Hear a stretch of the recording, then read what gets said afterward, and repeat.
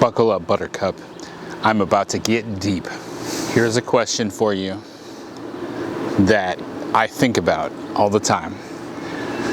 Do I have remorse or regrets about going full-time in the RV life? Yes. Yes, I do. Do I regret actually doing it? No. No, I do not. I have doubts in the back of my head. There are concerns. There are always issues. I don't feel that you can go through life without regrets. Does that make sense? No matter what you do, a lot of times the freedom to make a choice is more freeing than once you've made the choice and the choice that you picked. When you have a blank wall in your home and you've not decorated it at all, it's so freeing and freedom. It's this blank wall with nothing on it. Think of all the amazing possibilities that you can do with that wall. But once you choose, you make a choice and you put things all over that blank wall and now you've decorated it, the freedom is gone. You've already made the choice. And you may start to wonder or think or have the grass is greener on the other side syndrome. What could have been? How it could have been different. So do I have regrets or remorse? I think remorse might be the right word in this case. About the RV life? Yes. And you will too if you choose the RV life full time. But guess what? You will also have regret and remorse if you don't do it. You're not going to escape that. It's part of the human condition. You will regret anything you do. I told you I was going to get deep. You think about the things that can go wrong with an RV. I'm terribly worried about springs and brakes and tires and wheels and axles and frames and so many things to worry about. The roof, the air conditioning, the electrical system, the black tank, the gray tank, the fresh tank. So many things. But if you live in a house that you own, don't you have those same concerns? Is that not the sort of thing that can also keep you up at night? It did for me too. We went through the whole situation where our brand new home, after just a few years, started springing leaks every other month till we had 7 different leaks. This was a brand new house. There's all sorts of things that can go wrong. You're not going to escape that. The best you can do is stay at a great apartment complex where the management staff is excellent and then they take care of all of that for you, but you're giving away a lot of your freedoms because now you've got neighbors that bang on your wall when you play your movies too loud or your music too loud. You're never going to escape any of this stuff. You're always going to be trapped in a world of regret. You have to be able to break free from those thoughts that capture you and hold you back. If we had stayed in our house where we had certain comforts that felt much safer and secure, I would never be living next to a creek like this in my backyard or changing it up to another place next week when we move. There's a freedom with that.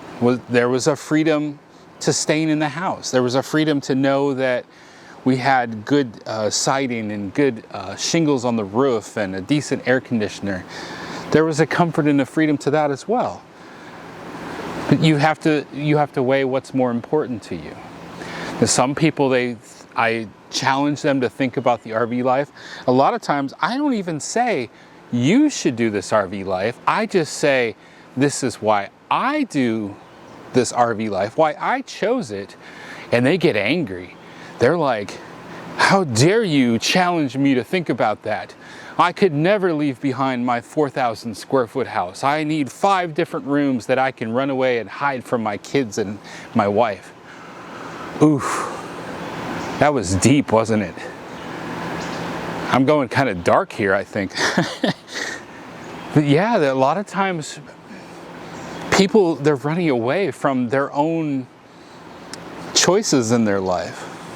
Think that one through. Now, before I ever considered this, I worked with a guy that was gonna retire, sell his house, move into an RV with his wife, and travel the country. And my boss was going off saying, oh man, it's gonna be terrible. You gotta really love your wife to put yourself in such close quarters like that. True, but it also will challenge you to learn to better love your wife. You've got maintenance type activities that have to be done all the time, like taking care of your stinky slinky. We'll keep that, on a high enough level. You don't have to think too much about that situation. But you've got stuff that you have to do all the time at the house as well. Like I said, the only way you're going to escape some of that is to rent an apartment, or, you can pay people to take care of things. And you could probably find someone to take care of this for you too, if you paid enough money. There's some really fancy RV resorts out there I could never even imagine to pay for. It's too much money. But let's go back to the whole freedom of choice. The freedom of having the choice in front of you without choosing.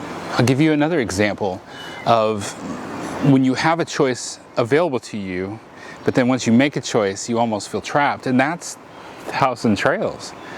Now, I'll tell you that 1,000 Trails can work great for you, and I'll tell you sometimes it's not going to be for you at all. But when we started this journey, we had a certain freedom where we could stay at a lot of different RV parks. The goal was to find ones that had a monthly rate, because that was far cheaper than paying a nightly rate. For example, I'm currently trying to find a better situation when I want to go back and visit my family in South Dakota, which is where I grew up. The last time we were there, we stayed at a Jellystone in Sioux Falls, and I spent somewhere around $600 for 2 weeks. It's kind of a lot of money. So I found a city park that's really nice, full hookups and everything. Could do a pull-through spot where we'd open the front door to a nice playground.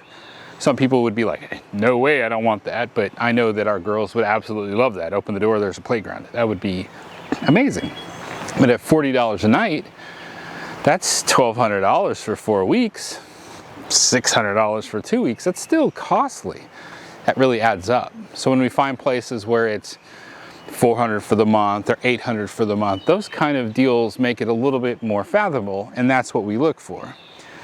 1,000 Trails, you can make it cheaper in this lifestyle, but you limit where you can go. So depending on how you pay for it, when you've paid it off, all these things can have a factor. So before we chose to go with 1,000 Trails, we had that freedom. We're free to stay wherever. Once we decided we went with 1,000 Trails and we've paid a lot of money to be a membership, you have to use the 1,000 Trails parks in order to get your money's worth. Otherwise, you just threw that money away. So that's how when I looked at the budget, and I said, okay, well, if we aren't paying $600 a month for an RV park, and instead we're paying for a 1,000 Trails membership, it'll work out. We will save money that way, but we have to stay there. Problem is, when I want to go home to visit family in South Dakota, there's no 1,000 Trails there. My sister in Colorado, there's one that's maybe an hour away, but not right there. Even my mom in Florida, there's a lot of 1,000 Trails in Florida. She lives in the Jacksonville area. There's nothing right there. So that's another thing. You make this choice. Before you make the choice, it feels very freeing. But once you've made the choice, it's like the freedom is just yanked right away from you. Like I said earlier when I talked about you bought a house, you have a blank wall with nothing on it, and the freedom to think about the possibilities of what you could put on that wall. Once you've made your choice, it almost feels constricting, like it's holding you back. I went too deep on you, I'm sure. I'm sure you're all like, why on earth are you putting all these thoughts on us? My thing is, do I have concerns and regrets? Yes, I do. The fact that we had to sell our house in order to be able to afford this lifestyle meant that we left behind any sort of assets that we had where they were accruing money. that kind of hurts a little bit. I have regrets that we've gone down that path, and I wish that maybe we hadn't had to have given up those assets. So think that sort of thing through before you choose this path. Know what's right for you. Now, if we kept the house and we stayed at the house, got family all over the country that we weren't hardly seeing, like including my sister in Western Colorado, who we had never seen in 13 years, and we'd never met her sons. That was a big deal to us. Let go of the house and start to move around and spend more time with our family and travel. That was more important. And I have no regrets that we did that. Right? I'm almost conflicting what I've said earlier about no regrets. But yes, there's the small regrets of the money. I am not unhappy. How about that? We'll go with that. I am not unhappy with the choice that we made. There's always doubt in the back of my head that maybe we made the wrong choice. But I think that's the point of my speech today.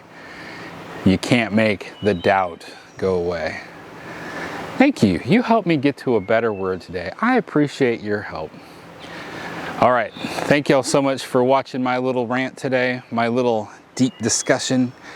I hope that you will take some of my words to heart if you're thinking about the RV lifestyle, if you're thinking about the 1,000 Trails membership.